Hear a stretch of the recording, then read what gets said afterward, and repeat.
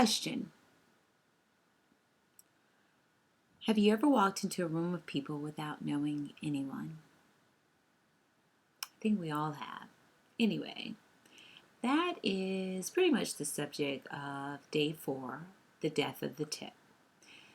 Um, this is our 4th day, and the subject is on speak. That's the title, speak. Simple as that. So simple, aren't these two so simple?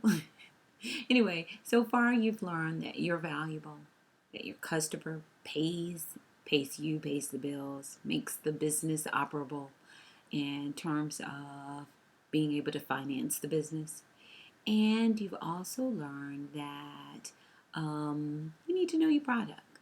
Before maybe you begin to speak, you need to know your product. So we'll begin our reading here today with chapter 4 on speak. I already asked you, have you ever walked into a room of people without knowing anyone? If you are not naturally outgoing, it may feel awkward. Even in a crowd, you might feel self-conscious, like everybody is looking at you, but no one is speaking to you. Well, today's customer often has this fish out of water sensation when they walk into a store that is not welcoming. Maybe you've had that experience. When a customer opens your door, enters your area for retailers, steps to your counter, you should say hello and give some verbal indication of when you will be able to serve them. Okay, I need to repeat this because I have seen this not happen so many times. It is disturbing. I'm not quite sure what people are learning before they actually step onto a sales floor. But I get this a lot. And I won't name any department stores because then I would need to probably name them all. But let me repeat this. When a customer opens your door, the door of your business, enters your area, you know how in department stores they have their area, the men's department, the jewelry department, the shoe department. They enter your department, your area. When a customer steps to your counter, I've seen this. People step to the counter and they're just waiting. No one said anything. No one has said a word or acknowledged their presence. But you're not going to do that because we're about superb service. And you will make a verbal indication that you see them and when you'll be able to serve them. I'll be right with you. Allow me to finish helping these people. Thank you. I'll be right with you. Or I'll get someone to help you. It's pretty simple. Anyway, of all the components mentioned, this is one of my biggest pet peeves. That's why I'm going over it so much. Because to not speak is at the height of rudeness. Okay, you spent boatloads of money on advertising. I'm speaking to the business owner right now. But you spent boatloads of money on advertisements in magazines, direct mails. You've emailed your customers, telling them all about the latest and the greatest and the next sale and everything else under the moon. And when the customer shows up, at your request, mind you, you ignore them. Oh my goodness. Oh, are you crazy? Are you kidding me? You invite them to a party and then disregard them when they take the time to show up. Wow. Yes, this happens all the time though. From well-known brands to mom and pops. Mom and pops do not get a pass on this one. You do the same thing sometimes all over America. Why is this so hard?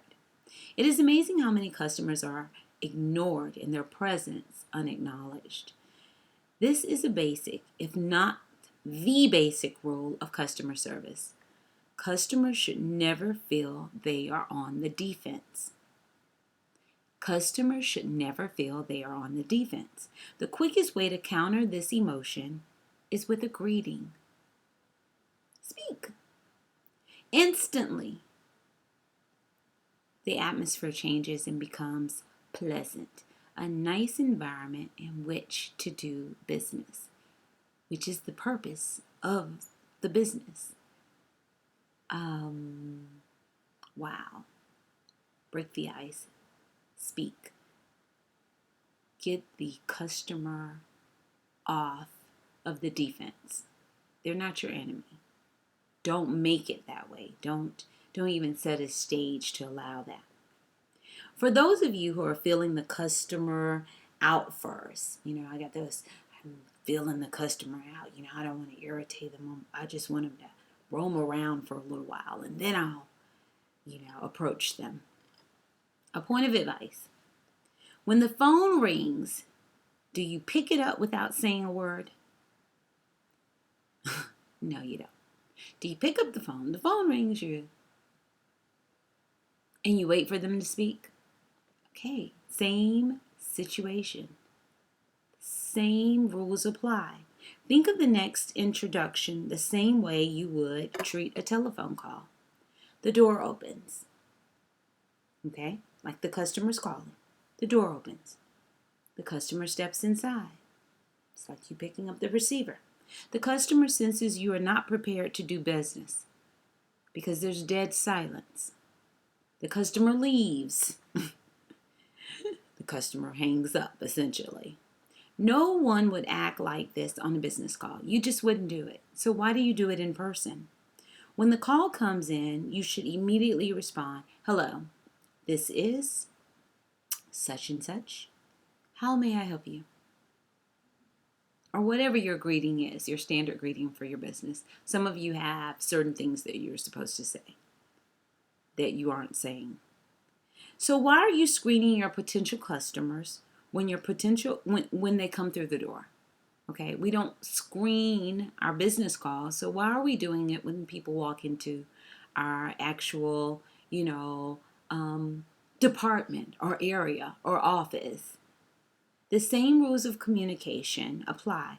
Gone should be the days when a person is rightly compelled to leave an establishment feeling like their business is not appreciated. We should banish those days. It's over, but they're still here. As a general rule, though, you want to recognize the patron as soon as they appear in your peripheral vision. As soon as you spot them, anywhere. Hello. You want to greet your customer. If you're fortunate to have a sensory alert, then this will be easy for you. Maybe a bell chimes when someone opens a door. Otherwise, if a customer has to speak to you first, there is a problem and you were too late. Even if you cannot serve them right away, still speak and tell them you will be with them as soon as possible. Whatever the case, say something. Moreover, you need to be expecting them, looking for them to come through the door. Not so you can pounce on them or talk their ears off, but to graciously acknowledge their arrival, right? Everyone enjoys being appreciated. Take a page from most restaurants. They do a great job of welcoming the customer. They are great for hiring a host or hostess to do nothing more than greet you at the door. Newbies to customer service are churches, especially mega churches, who are also doing a fabulous job of this without their unmistakable team of greeters. They're doing it with these unmistakable team of greeters. These volunteers nearly break their necks to speak and shake your hand when you enter the doors of the church. And guess what? They receive no compensation. However, you do. The church borrowed this idea from Sam Walton because it works. A quick, polite greeting speaks volumes. So speak. Today's application is very simple. Say hello to each and every customer you come in contact with before they speak to you. All right? Say hello before they speak to you. Here's a quote from me. Invisible people spend invisible money, and that accounts for nothing. So let's not treat our customers as if they are invisible. Let's treat them with the respect that they deserve. We've spent a lot of money marketing to them. Now, once they actually come in contact with us, let's make sure that it counts. And let's start off by offering a very quick greeting. Hello. Until tomorrow, I hope that you will work on this application and see if it changes anything. Maybe you won't have the type of tension that you've had in the past. So speak and have superb service all day. Best.